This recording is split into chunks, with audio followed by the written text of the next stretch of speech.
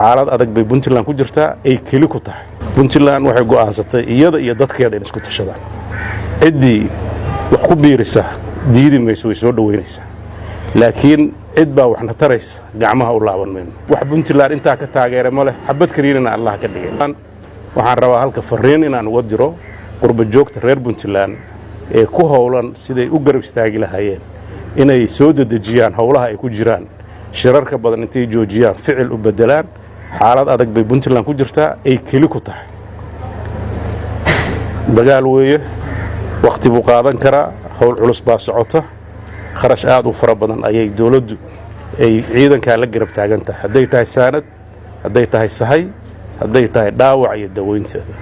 dhul aad u adag oo aad u dheer oo runtii logistikadu ay xiriiri tahay weeye waxaan u baahanahay garab istaagiin Puntland waxay go'aansatay iyada iyo dadkeeda in isku tashadaan ciddii wax ku biirisa diidi mayso way soo dhaweynaysaa laakiin cid baa waxna taraysa gacmaha u laaban mayno waxaan insha Allah taala uga mahad celinaynaa intii ka qayb qaadatay howlgalkaas wadamada qaybtood oo runtii marka loo fiiriyo hawsha socoto waxyaabaha qaybtood muhiim ah sida duqeymaha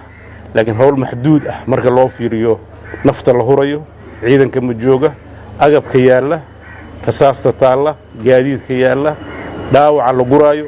wax Puntland intaa ka taageeray ma leh xabad kaliina Allah ka dhigay marka waxay muujiyeen reer Puntland inay isku tashadeen isku tashigaas inuu yahay midka guusha soo dedejiyo waxaan si gaar ah ugu mahadinayaa